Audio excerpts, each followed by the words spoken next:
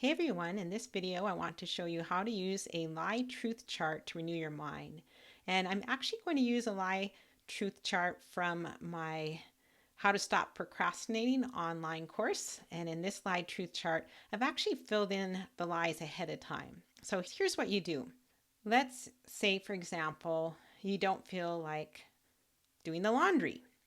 Okay, the reason we don't feel like doing the laundry, other than, maybe it's because you just don't enjoy it, but there's certain things that you will believe that would make you put off the laundry for weeks at a time. So, what we would start doing on this lie truth chart is we looked at all these beliefs to see, okay, am I believing one of these beliefs? And then whatever resonates with us, we'd write down the truth for that lie. So, I'm just going to go through a few of these just to see what that would look like. Okay, let's say we're going to put the truth down for this is too hard, that first lie. I might write, it's a little bit hard because I procrastinated laundry for a couple weeks. I have a huge pile, but the longer I wait, the harder it will be to do. The sooner I do it, the better.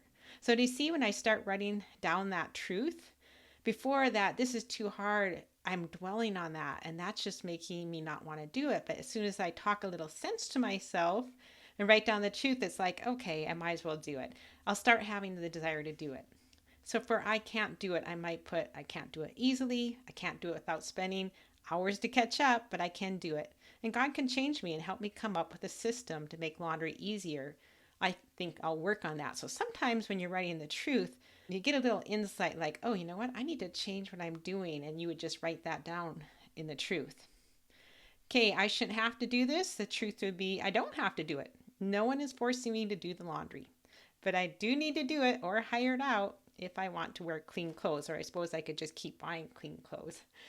In that whole I shouldn't have to do it things, I think a lot of the times with that belief we ignore the consequences. So we think that we should have all the outcomes we want without doing the work to get those outcomes. So we need to talk truth to ourselves on that one.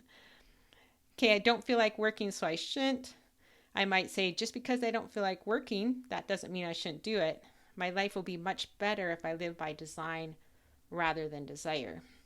And then let's skip down to that last one. This is too boring, so I should skip it. I might put, I should only skip it if I want to wear dirty clothes for the rest of my life.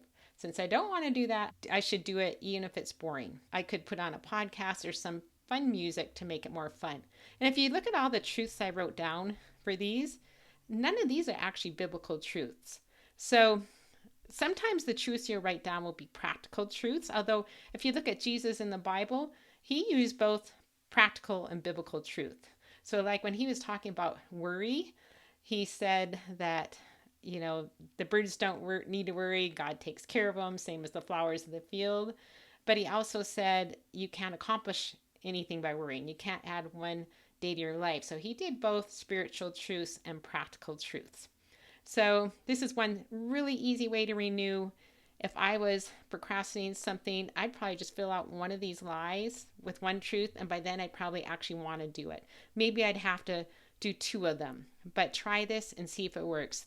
The truth does change our desires, and it makes us want to do things that we previously did not want to do.